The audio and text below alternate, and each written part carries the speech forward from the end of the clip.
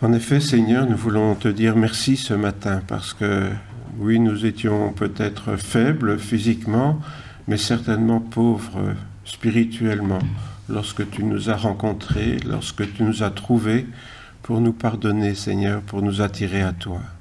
Et Seigneur, nous te remercions parce que maintenant nous pouvons dire « Je suis fort, je suis riche en toi, Seigneur Jésus ». Et nous voulons vraiment te remercier pour cela. Nous voulons te louer ce matin pour te rendre grâce pour toutes tes bontés. Nous voulons aussi te demander ta bénédiction sur les frères et sœurs qui n'ont pu se joindre à nous. Là où ils sont, Seigneur, tu voudras les bénir et les relever s'ils sont malades ou fatigués, et bénir particulièrement les personnes âgées qui ne peuvent plus se déplacer. Sois avec chacun, Père, dans le nom de Jésus, notre Seigneur. Amen. Amen. Bien, j'aimerais vous parler aujourd'hui de deux dames, Évodie et Saint-Tiche. Je me suis dit que ceux qui cherchent des prénoms pour leur petite fille et qui veulent un prénom biblique, en voilà deux. Évodie, on l'entend parfois, Saint-Tiche, je ne l'ai jamais entendu. Voilà. Pourtant, ce sont des beaux prénoms, vous allez voir. On les trouve dans l'Épître aux Philippiens au chapitre 4. Et vous allez comprendre pourquoi je veux vous parler de ces deux dames, qui étaient des chrétiennes engagées d'ailleurs avec l'apôtre Paul. C'est l'apôtre Paul donc, qui écrit aux chrétiens qui sont dans la ville de Philippe, en Macédoine. Et il dit « J'exhorte Évodie et j'exhorte Saint-Tiche », toutes les deux, il insiste bien, à avoir une même pensée dans le Seigneur. Apparemment, ce n'est pas le cas. Et toi aussi, fidèle collègue, oui, je te demande de les aider, elles qui ont combattu côte à côte avec moi pour l'Évangile, avec Clément et mes autres compagnons d'œuvre, dont les noms sont dans le livre de vie. Réjouissez-vous toujours dans le Seigneur. Je le répète, réjouissez-vous. Que votre douceur soit connue de tous les hommes. Le Seigneur est proche. Ne vous inquiétez de rien, mais en toutes choses, par la prière et la supplication, avec des actions de grâce, faites connaître à Dieu vos demandes. Et la paix de Dieu, qui surpasse toute intelligence, gardera vos cœurs et vos pensées en Christ Jésus. Au reste, frères, que tout ce qui est vrai, tout ce qui est honorable, tout ce qui est juste, tout ce qui est pur, tout ce qui est aimable, tout ce qui mérite l'approbation, ce qui est vertueux et digne de louange, soit l'objet de vos pensées. Ce que vous avez appris, reçu et entendu et que vous avez vu en moi, pratiquez-le, et le Dieu de paix sera avec vous. Voilà donc, comme je le disais, deux collaboratrices de l'apôtre Paul. On n'a pas beaucoup de noms de collaboratrices de Paul, et ici nous en avons deux, dont on ne sait pas grand-chose finalement, sinon qu'elles ont été avec Paul pour évangéliser la ville de Philippe en Macédoine. Un petit cours de géographie, parce que je sais que vous n'êtes pas doués. Voilà, on a, voilà, vous voyez le petit point rouge là, Israël, la Turquie actuelle qui à l'époque s'appelait l'Asie mineure, et alors qu'il était ici à Troas, l'apôtre Paul a une vision qui lui dit de passer en Macédoine. Un Macédonien lui demande de venir dans son rêve, de venir leur annoncer l'Évangile. Et donc, il va passer en Macédoine, qui est, comme aujourd'hui encore, au-dessus de la Grèce, et il va évangéliser la ville de Philippe. Donc, Philippe, c'était le nom d'un empereur, mais ça n'a rien à voir, puisque c'est celui qui a fondé la ville, mais ce dont on parle quand des Philippiens, bien sûr, c'est les habitants, et plus particulièrement les chrétiens de la ville de Philippe. Voilà, fermons la parenthèse et revenons à nos deux sœurs en Christ. Apparemment, donc, un différend s'est installé entre elles, entre Évodie et Saint-Tiche, puisque Paul les exhorte l'une et l'autre séparément. Vous avez remarqué, j'exhorte Évodie, j'exhorte Saint-Tiche, il insiste bien, à avoir une même pensée dans le Seigneur. Ah, ça c'est un problème quand des chrétiens ne partagent pas la même vision de l'œuvre, la même pensée en ce qui concerne le Seigneur Jésus. Qu'est-ce qui s'est passé pour qu'une mésentente apparaisse entre deux chrétiennes fidèles, puisqu'elles ont été les collaboratrices de Paul? On n'en sait rien. Alors je ne vais pas l'inventer, puisque je n'en sais rien non plus, la Bible n'en parle pas. Toujours est-il qu'apparemment il y a une mésentente entre ces deux femmes, elles ne sont pas d'accord sur quelque chose, elles n'ont pas la même pensée sur certaines choses, et donc les voilà un petit peu en brise-brouille là. On n'en sait rien, donc l'apôtre reste discret sur le sujet, mais il semble qu'il les taquine un peu à propos de leur nom qui devrait les encourager à se réconcilier. Et vous allez me dire, mais en quoi est-ce que leur nom les encourage à se réconcilier? Eh bien, parce qu'on a les noms grecs, mais on n'a pas la signification en français de ces noms grecs. Alors, je vais vous la donner. Évodie, ça veut dire chemin facile. C'est joli comme nom. Et Saint-Tiche, ça veut dire rencontre. Mais alors, si chemin facile et rencontre n'arrivent pas à s'entendre, il y a un problème, leur dit Paul. Vous voyez? Donc, il y a un peu d'humour là dans ce que Paul dit, parce que normalement, avec des noms pareils, elles devraient bien s'entendre. Hein? La rencontre devrait aller comment rencontrer le chemin facile. Bon. Eh bien non, il y a eu un problème malgré tout. Donc, parfois, vous savez, il y a des jeux de mots comme ça que se permettent certains auteurs dans la parole de Dieu. Paul donc demande tout de même à son fidèle collègue de les aider à se raccommoder. Alors, le fidèle collègue en grec, c'est susugos, ça pourrait être aussi un prénom. Donc, on ne sait pas si Paul parle du collègue fidèle ou il parle du monsieur qui s'appelle susugos. Vous voyez, il y a des choses toujours dans les adresses comme ça, des épîtres, qu'on ne comprend pas très bien. En tout cas, ça ne change rien, donc, comment dirais-je, à la demande qu'il lui adresse de les aider à se raccommoder. Autrement dit, on voit que quand des personnes ont un petit souci entre elles, il est souvent nécessaire d'avoir une médiation extérieure. C'est valable pour les couples qui ont des problèmes aujourd'hui. Hein. Il y a des médiateurs, des médiatrices qui peuvent intervenir. Et parfois aussi en politique, ça ne marche pas toujours. Mais bon, voilà, c'est toujours bien d'avoir un médiateur. Parce que malgré qu'Évodie et Saint-Tiche n'ont pas une même pensée, leur dit Paul, tout de même leurs noms sont dans le livre de vie. Hein, de vie éternelle sous-entendu. Hein. Voilà donc deux femmes, deux chrétiennes, qui sont un petit peu en bisbrouille, comme je le disais, mais ça n'empêche pas que leur nom soit dans le livre de vie. C'est plutôt rassurant pour nous, hein, parce que parfois on n'est pas d'accord avec tout le monde, mais si on est des enfants de Dieu, ça ne veut pas dire que pour autant notre nom sera rayé, gommé du livre de vie. Et d'ailleurs, leur nom s'y trouve avec les autres compagnons d'œuvre de l'apôtre Paul, hein, notamment Clément. Alors Clément, ça veut dire celui qui pardonne, en français aussi d'ailleurs, hein, la clémence. Et donc, c'est de là que ça vient d'ailleurs. Hein. Voilà, les noms de ces deux femmes sont avec toute l'équipe de Paul dans le livre de vie. Donc, pour l'apôtre Paul, qui est deux de ses collègues qui ne s'entendent plus très bien, c'est un souci, mais ce n'est pas dramatique. Mais ce souci, il faudra quand même le résoudre. Et il charge son collègue d'aider les deux femmes à se réconcilier. Toujours est-il que nous, on se réjouit d'apprendre qu'une dispute entre chrétiens ne leur fait pas perdre, tout d'abord ici, la confiance de Paul, mais surtout ne leur fait pas perdre leur salut éternel. C'est quand même l'essentiel. Ça ne veut pas dire que c'est une bonne chose de se disputer. Hein. Mais pour retrouver la paix, Paul va tout de même leur donner quelques conseils. Alors, premier conseil, ça c'est moi qui l'écris, mais en résumé, plutôt que de voir les choses terrestres, qui sont une source de division, mieux vaut regarder aux choses spirituelles qui nous unissent. Et ça, je dirais, c'est un conseil que le Seigneur nous donne à chacun et à chacune ce matin. Il y en aura 4. Réjouissez-vous toujours dans le Seigneur, dit Paul, je le répète, réjouissez-vous. S'il le répète, c'est que c'est important. est-ce que d'être dans le Seigneur vous réjouit? Oh là là là là, quand je vois vos têtes, j'ai des doutes. Oui, manifestement, d'être dans le Seigneur n'a pas l'air de vous réjouir beaucoup.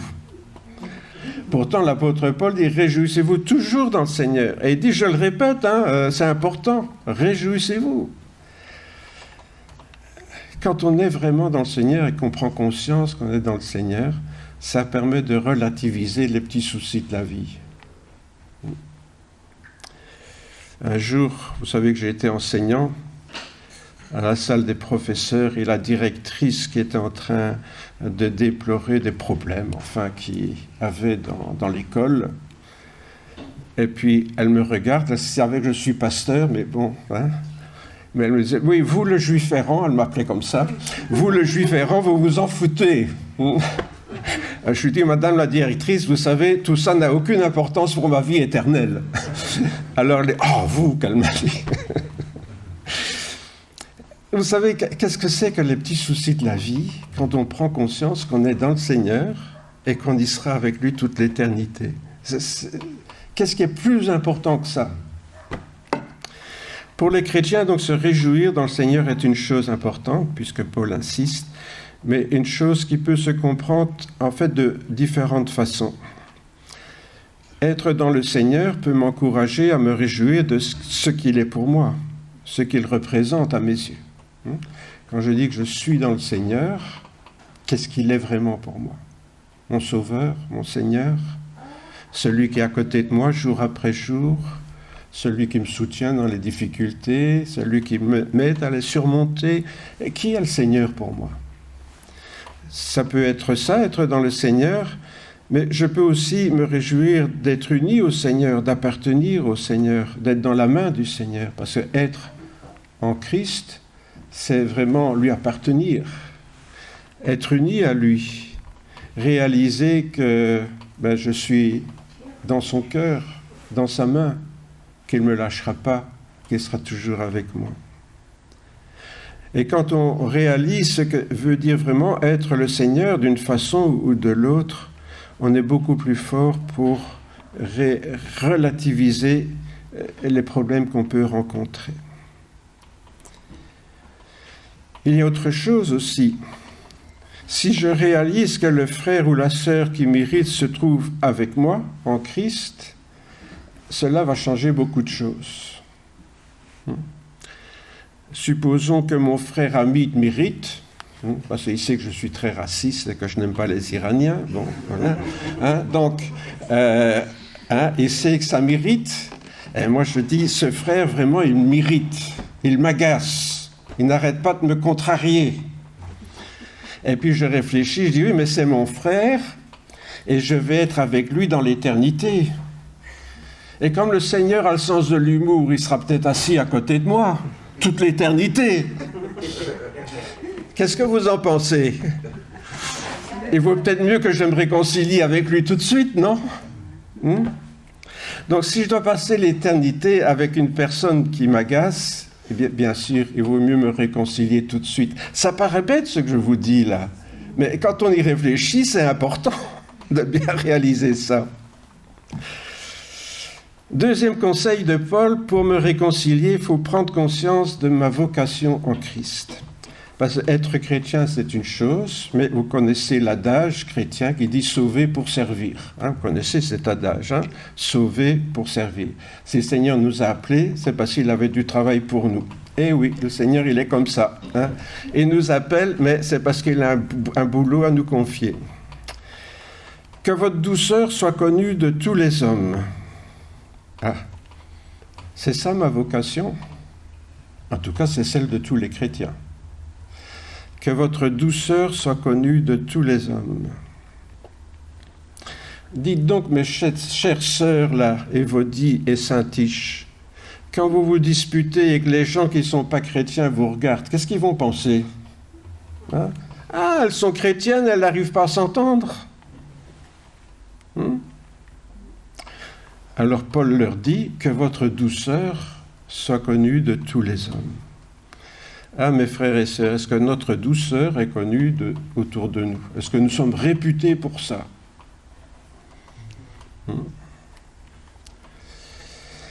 Quelles sont les marques de douceur qui se manifestent dans ma vie? Parce que bien sûr, c'est en acte que je suis appelé à faire connaître l'amour du Christ. Quand on parle de la douceur, c'est pas celle de ma peau ou de mon poil. C'est pas de ça que l'apôtre Paul parle, c'est de notre caractère. Et notre caractère, il se manifeste dans nos paroles, dans nos actes. Et donc, que notre douceur soit connue de tous les hommes, c'est-à-dire en acte. Aux Thessaloniciens, Paul écrivait que notre Seigneur Jésus-Christ console vos cœurs et vous affermisse en toute œuvre et parole qui soit bonne. Que le Seigneur vous affermisse dans toutes les paroles, dans toutes les actions que vous faites. Que tout ça soit bon. C'est important parce que c'est là-dedans que se manifeste notre douceur. C'est dans nos paroles, nos actions. Et si les chrétiens doivent vivre en Christ, c'est aussi parce que Jésus vit en eux. Nous sommes en Christ, mais vous savez aussi que Christ est en nous, par son esprit. Et s'il est en nous, c'est pour inscrire sa nature en nous. C'est-à-dire que progressivement, parce que malheureusement ça ne se fait pas en un claquement de doigts, ça prend toute une vie de sanctification, mais progressivement, le Seigneur va changer notre nature charnelle avec ses mauvais aspects, ses mauvais caractères, ses mauvais comportements, et va le changer en une nature semblable à la sienne, une nature pleine d'amour, de pardon. Et donc, cela ne se fait pas facilement. Si nous voulons donc que les incroyants voient la présence de Jésus dans notre vie, nous devons lui laisser la place qui normalement lui revient dans notre cœur. Parce que quand Paul dit que votre douceur soit connue de tous les hommes, en fait, ça ne sera pas la nôtre de douceur. Ça sera la douceur de Jésus qui habite en moi et qui va transparaître à travers moi. Mais si Jésus n'habite pas en moi, cette douceur ne va pas se manifester. Et ce qui va se manifester, c'est mon mauvais caractère. C'est pourquoi l'apôtre Pierre dira « Honorez dans vos cœurs le Christ comme votre Seigneur. Soyez toujours prêts à vous défendre face à tous ceux qui vous demandent de justifier l'espérance qui est en vous, mais faites-le avec douceur et respect. » Voilà, l'apôtre Pierre nous rappelle que le Christ habite dans nos cœurs et qu'on doit être prêt à se défendre au sujet de notre foi, mais au sujet de notre foi, avec des paroles et avec plein de douceur et de respect.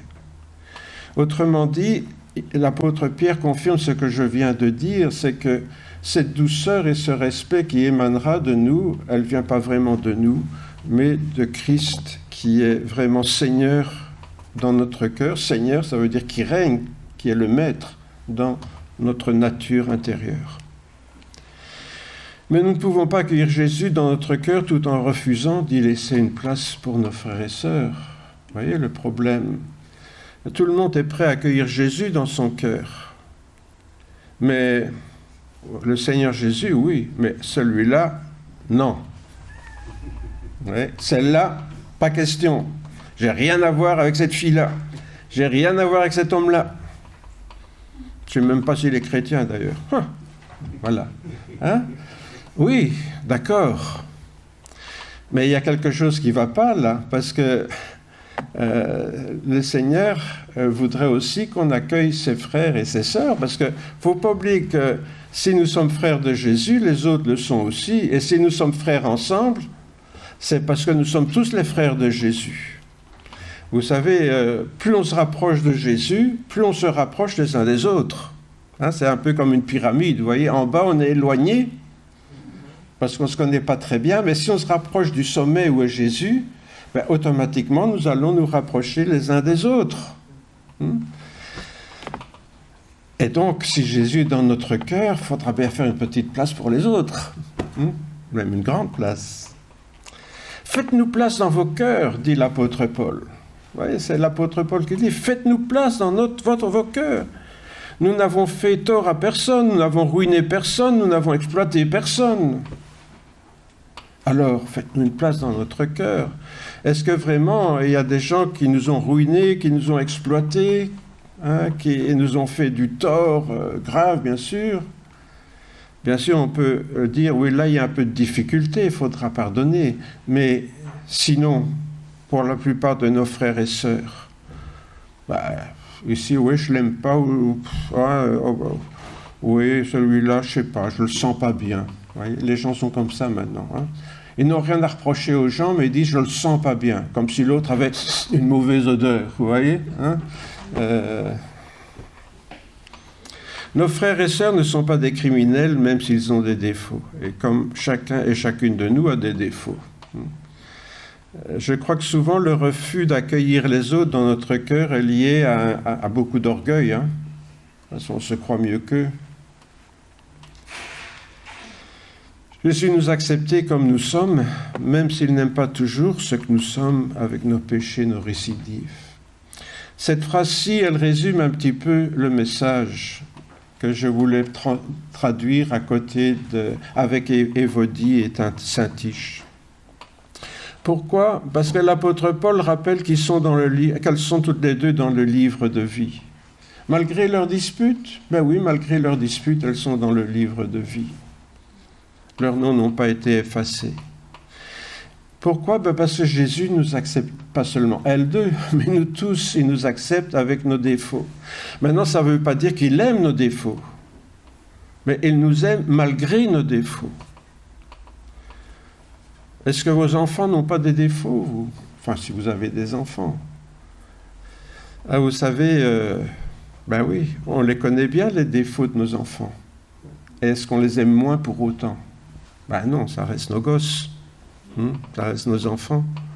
Pourtant, on connaît leurs défauts. Et leurs défauts nous agacent. Et on aimerait bien qu'ils se corrigent. Et ils ne se corrigent pas comme nous on voudrait.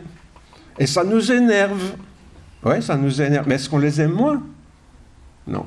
Alors je crois que souvent, nous, on énerve Dieu. Hein. Je ne sais pas comment Dieu il est dans le ciel, mais par moments, il doit être drôlement agacé comme ça, par nous.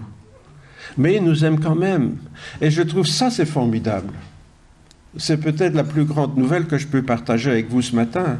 Dieu vous aime comme vous êtes. Dieu m'aime comme je suis. Bon, moi, c'est un peu exceptionnel parce que je n'ai pas de défaut. Donc, vous pouvez demander à ma femme, elle va en témoigner. Hein, mais voilà. Mais disons... non, je plaisante, bien sûr, parce que je les connais aussi, mes défauts. Et parfois, je dis au Seigneur... tu vois comment je suis, et j'ai promis que je ne le ferai plus, et je recommence. Vous savez, on est tous un petit peu comme des ivrognes ou des drogués.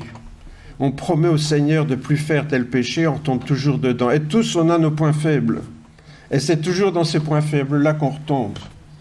Alors, on a l'impression qu'à la longue, le Seigneur va en avoir marre et il ne nous aimera plus. Hein, c'est pas vrai ? Parfois, on a l'impression de dire, Seigneur, ça fait combien de fois que je t'ai dit que je ne le ferai plus, et puis voilà, j'ai recommencé, j'ai honte, qu'est-ce que je dois faire ? Est-ce que tu m'aimes encore seulement ? Hein, je suis sûr que maintenant tu ne voudras plus de moi. Mais non, le Seigneur nous aime toujours. Mais il n'aime pas nos défauts. Mais nous, il nous aime. Il est toujours prêt à nous accueillir, même quand nous retombons constamment dans les mêmes ornières. Vous savez ce que c'est une ornière sur la route, là ? Eh bien, si vous roulez, eh bien, le vélo, la voiture, elle va toujours avoir tendance à retourner dans l'ornière. Hein ? Vous avez peut-être expérimenté ça. Hein ? La voiture ou le vélo ou la moto, elle a tendance à se remettre dans l'ornière automatiquement. Eh bien, nous, on est comme ça. On est comme les vieux arbres, c'est difficile de les redresser. C'est pourquoi il nous demande de faire la même chose. Un jour, Pierre demande à Jésus, « Mais Seigneur, combien de fois pardonnerai-je à mon frère lorsqu'il pêche contre moi ?» Attention, hein, contre moi. Oui, l'ego, là. Et Jésus, il dit à Jésus, « Sera jusqu'à 7 fois ?» Pierre se dit, « Oh là là, si j'arrive à pardonner 7 fois la même chose à mon frère, je suis un chrétien super spirituel. » Alors Jésus va un petit peu mettre la barrière plus haut et il dit, « Ah non, je ne te dis pas jusqu'à 7 fois, mais jusqu'à 70 fois 7 fois. » Ça fait 490 fois. C'est quand même plus que 7 fois, ça. Hein. 490 fois. Ça vaut même plus la peine de compter, là. Hein. 490 fois. Et à chaque fois, il faudra pardonner à notre frère. Pourquoi est-ce que Jésus dit ça si lui-même n'était pas capable de le faire? Vous croyez que Jésus nous demanderait quelque chose que lui n'est pas capable de faire? Si Jésus nous le demande, c'est parce que lui peut le faire. Alors, je ne sais pas qui a déjà été 490 fois devant le Seigneur pour lui demander pardon pour la même chose. Mais encore une fois, ce n'est pas une raison pour se complaire dans son péché. Mais il ne faut pas oublier que quand même Jésus est mort et qu'il a souffert sur la croix pour nous pardonner nos péchés. C'est pas...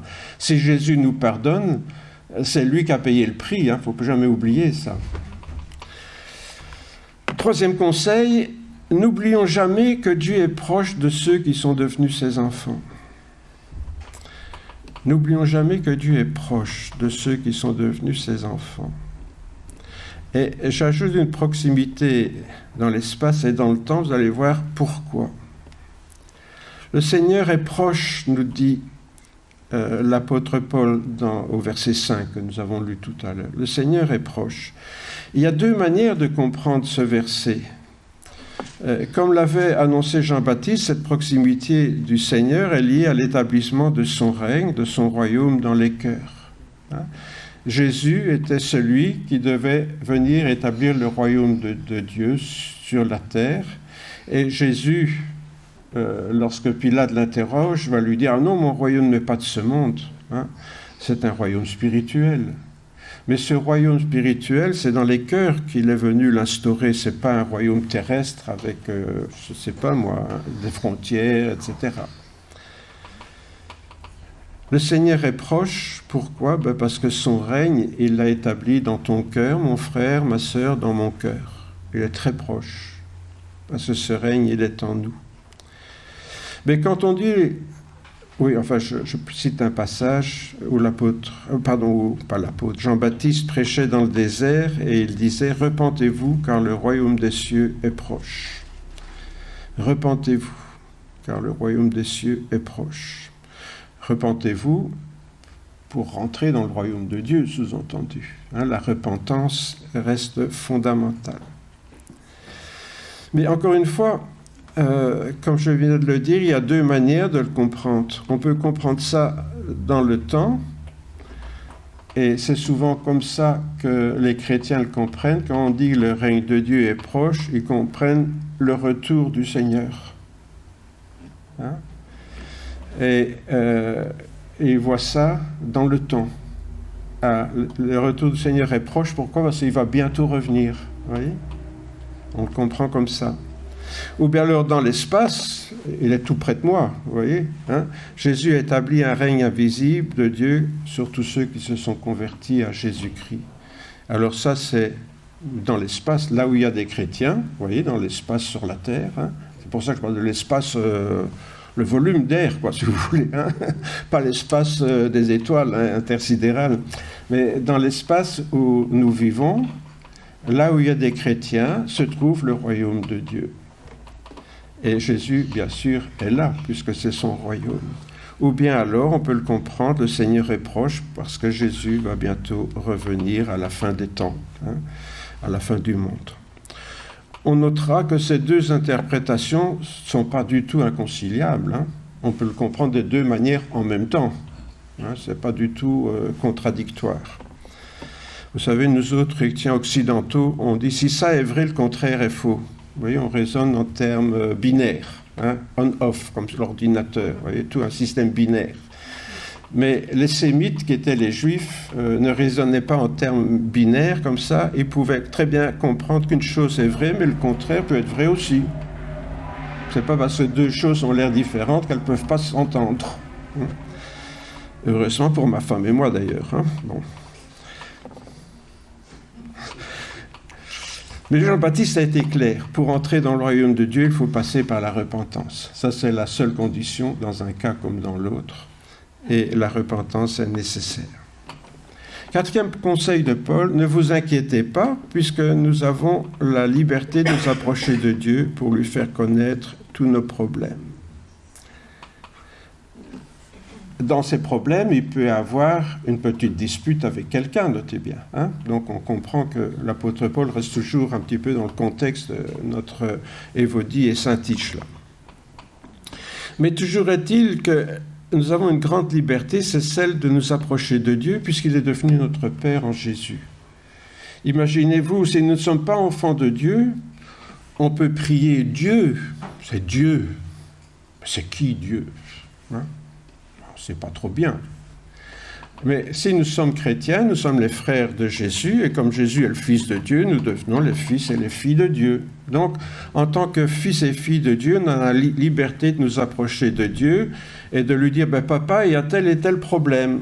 Hein? Alors, notre Père va nous dire, écoute, c'est à toi de le régler, ou bien, attends, je vais voir ce que je peux faire. Hein? Dieu ne va pas toujours dire, ne te tracasse pas, mon enfant, je m'en charge. Hein? Il va peut-être nous dire, c'est à toi de le faire. Hein? Vous savez, c'est comme les enfants qui viennent avec leurs devoirs. Papa, il y a un calcul, je ne sais pas faire là pour l'école. Hein? Alors, le père peut dire, donne, je vais te le faire. Ce n'est pas vraiment un bon service à lui rendre. Ou il va dire, essaye quand même et je verrai. Hein? Et je sais que souvent, c'est comme ça que Dieu y fait. Alors, les chrétiens disent, mais Dieu ne répond pas à mes prières. S'il ne répond pas à vos prières, demandez-vous, est-ce que ça serait un bon service qu'il réponde à cette prière-là ? À la manière que moi je crois, en le faisant à ma place. Vous voulez un exemple qui va vous déranger un petit peu, mais enfin ça ne fait rien. Souvent nous disons, Seigneur, bénis tous les gens qui ont faim dans le monde, bénis les malades, bénis ceux qui sont en prison. Et Jésus, il dit, je ne vous connais pas, vous. J'ai été en prison, vous ne m'avez pas visité. J'ai eu faim, vous ne m'avez pas donné à manger. J'ai eu soif, vous ne m'avez pas donné à boire. Vous voyez ce que je veux dire ? On vient près de Dieu lui demander quelque chose, mais c'est exactement ce que Dieu nous demande à nous. Alors ça peut durer longtemps, ce jeu de ping-pong. Hein ? Moi, j'appelle ça des prières ping-pong. On demande à Dieu qu'il fasse ce que Dieu nous demande de faire. Vous croyez que ça peut durer très longtemps, ce jeu-là. Enfin, soit. Nous, on a la liberté de nous approcher de Dieu, qui nous dit « Ne vous inquiétez de rien », nous dit Paul, mais en toute chose, par la prière et la supplication, avec des actions de grâce, faites connaître à Dieu vos demandes. Faites connaître à Dieu vos demandes sans vous inquiéter. Par des prières, par des supplications et avec action de grâce, on va le voir, c'est important. Pourquoi ? Parce que si nous remercions Dieu au moment où nous lui faisons connaître notre demande, ça veut dire que nous lui faisons confiance. Nous savons qu'il fera le nécessaire. À un moment donné, nous avons travaillé avec des Suédois, Françoise et moi, et alors quand on passait à table, il remerciait Dieu il demandait à Dieu de bénir la nourriture, puis à la fin du repas, il remerciait Dieu pour la nourriture. Alors je disais à ses frères suédois, quand même, vous manquez de foi, hein, parce que nous autres, on remercie Dieu avant de la manger. Vous remerciez Dieu quand vous l'avez dans le ventre. Et donc, parfois, nous sommes un peu comme ça en tant que chrétiens. On demande des choses à Dieu, mais pour dire merci, on attend de l'avoir. Ouais. Mais l'apôtre Paul, il ne dit pas ça. Il dit, faites connaître par des supplications, par des prières, vos demandes, avec des actions de grâce, ça veut dire des remerciements, avec des remerciements. Pourquoi ? Parce que là, on exprime notre confiance. D'ailleurs, c'est ce que nous faisons quand nous écrivons une lettre à un ministre, monsieur le ministre, etc. J'ai l'honneur de solliciter de votre bienveillance. Vous voyez, on fait des belles phrases comme ça, monsieur le ministre. Alors, confiant dans la bienveillante attention que vous voudrez réserver à la présence, je vous remercie, etc. Vous voyez, on le fait quand on écrit au ministre. On lui demande quelque chose et en même temps on le remercie. L'apôtre Paul nous dit, faites pareil avec Dieu. Quand vous priez Dieu, dites-lui aussi merci en même temps. Car si nous sommes convertis à Jésus-Christ, nous sommes déjà entrés dans le royaume de Dieu. Nous y sommes déjà. Cherchez premièrement le royaume de Dieu, sa justice, et tout le reste vous sera donné par-dessus, nous dit Jésus. Est-ce que nous le chantons même ça, hein, dans un petit cœur, hein. Mais est-ce que nous le croyons vraiment? Et Jésus d'ajouter, sois sans crainte, petit troupeau, car votre Père a trouvé bon de vous donner le royaume. Ce royaume, nous y sommes déjà, et c'est pourquoi quand Jésus nous dit de chercher le royaume de Dieu, c'est pas chercher où il se trouve pour pouvoir y entrer, puisqu'on y est déjà entré dans le royaume de Dieu. Mais quand on dit chercher le royaume de Dieu, c'est chercher comment vivre dans la justice de ce royaume, conformément à ce qui est juste dans le royaume de Dieu. Remarquez bien, Jésus ne dit pas chercher premièrement le royaume de Dieu et tout le reste, etc. Non, il dit chercher premièrement le royaume de Dieu et sa justice. Ça veut dire que le royaume de Dieu, on l'a, mais la justice, on ne l'a pas nécessairement. Et c'est elle qu'il faut chercher à vivre lorsque on prend conscience qu'on est dans le royaume de Dieu. Et c'est dans la mesure où nous faisons juste ce qui est juste aux yeux de Dieu qu'il y a cette promesse, le reste vous sera donné par-dessus. Toujours se réjouir dans le Seigneur, nous dit Paul. Premier conseil, afficher une douceur reconnue de tous. Deuxième conseil. Troisième conseil, se souvenir que Jésus est tout proche. Quatrième conseil, prier avec reconnaissance sans s'inquiéter. Voilà, en résumé, les 3 conseils que Paul nous donne ce matin. Enfin, il les donnait à... J'ai 4, c'est mieux. Les 4 conseils que Paul donnait à Évodie et Saint-Tiche, mais qu'il nous donne aussi, puisque cette lettre nous est parvenue et qu'elle s'adresse aussi à nous. Voilà les 4 conseils donc que Paul adresse à ces 2 femmes pour avoir une même pensée en Christ. Et vous verrez que l'apôtre termine par une promesse. Il donne 4 conseils pour être unis en Christ, pour avoir une même pensée en Christ. Et puis il dit, et alors la paix de Dieu qui surpasse toute intelligence gardera vos cœurs et vos pensées en Christ Jésus. La paix de Dieu. Cool, relax, mec.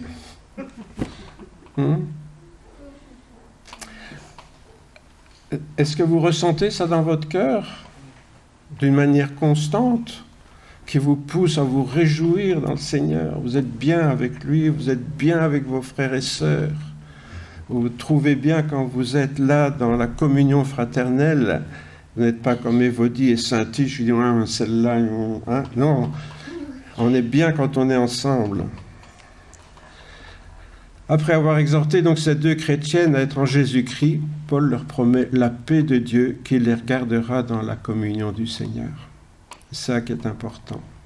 Car avec la paix du Christ dans le cœur, les chrétiens ne peuvent que demeurer en communion avec l'Esprit, la communion d'esprit les uns avec les autres. Cette communion, vous savez, c'est le témoignage que nous pouvons rendre à l'extérieur de l'Église. C'est ce qui existe entre nous. Que la paix du Christ à laquelle vous avez été appelés pour former un seul corps règne dans vos cœurs.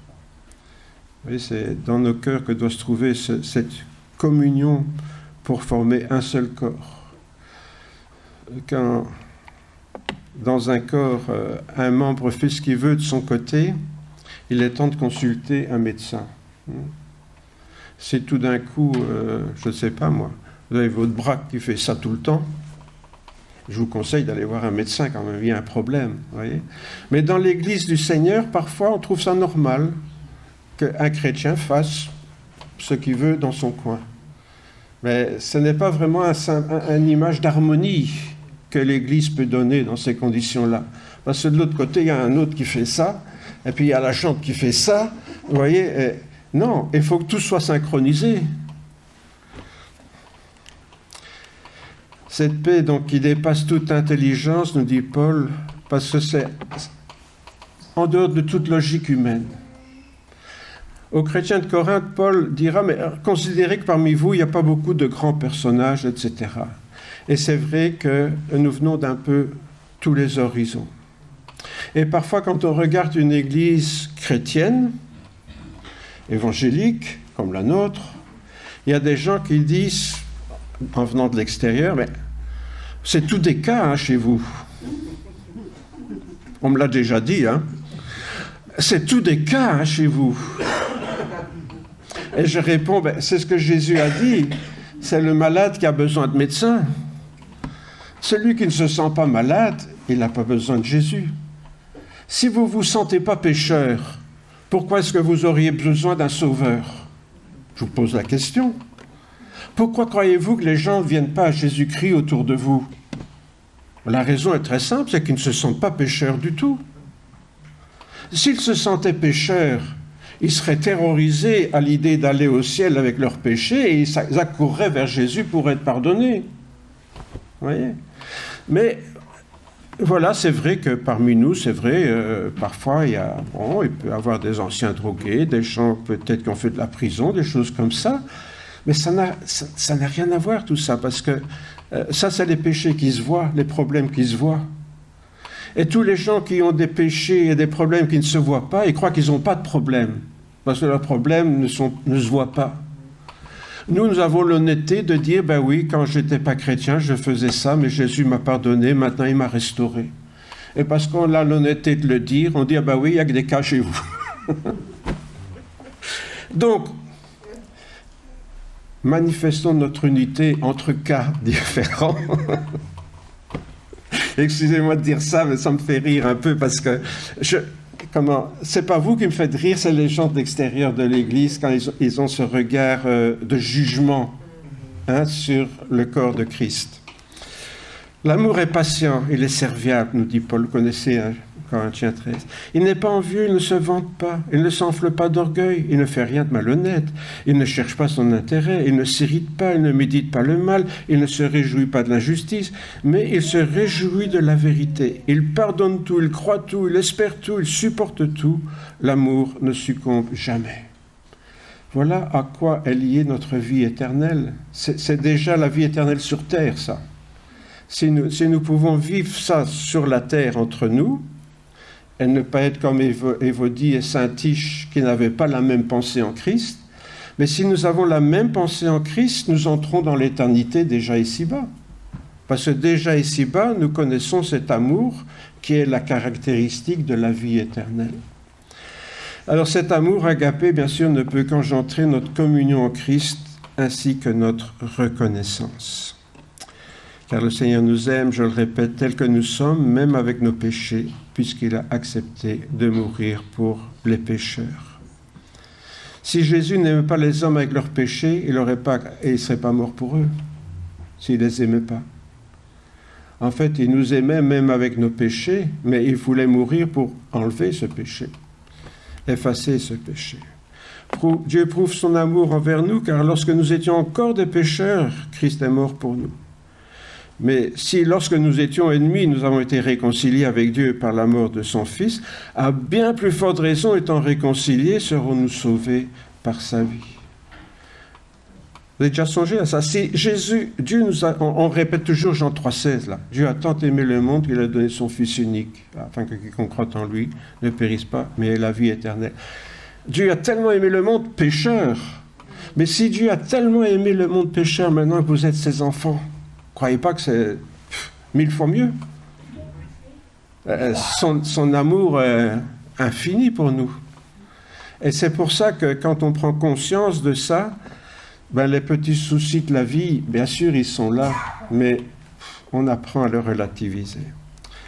Alors, quel Dieu merveilleux nous avons. Je vous invite à le remercier, à lui rendre grâce. En effet, Seigneur, nous voulons du fond du cœur te remercier ce matin, parce que tu es un Dieu merveilleux. Tu es un Dieu tellement extraordinaire, Seigneur. Oui, nous ne comprenons pas comment tu as pu nous aimer lorsque nous étions pécheurs, mais maintenant, Seigneur, que nous sommes pardonnés en Jésus-Christ, nous ne réalisons pas toujours ton amour pour nous et nous te demandons pardon, Seigneur. Parce que tu nous aimes tellement et nous, on n'est pas toujours très reconnaissants. On hésite, Seigneur, à te louer, à t'adorer, à te rendre grâce pour tout ce que tu es pour nous, pour tout ce que tu as fait pour nous. C'est pourquoi ce matin, Seigneur, nous voulons te demander que cet amour, nous puissions l'éprouver pour toi, mais aussi, Seigneur, les uns pour les autres, puisque ceux et celles qui nous entourent sont aussi tes enfants et sont devenus nos frères et sœurs en Jésus-Christ. Seigneur, te demandons que cette paix existe vraiment au sein de ton Église et que cette Église soit un un témoignage de douceur dans un monde où règne la violence, la méchanceté, le crime, le meurtre, le viol, toutes ces choses, Seigneur, qui rendent la vie impossible. Seigneur, tu voudras nous donner d'être comme des îlots de paix au milieu de la mer en furie. Merci, Seigneur, parce que tu voudras nous bénir et nous renouveler chacun ce matin dans ta grâce. Amen. Eh bien, je vous invite à vous lever. Nous demanderons ensemble la bénédiction du Seigneur.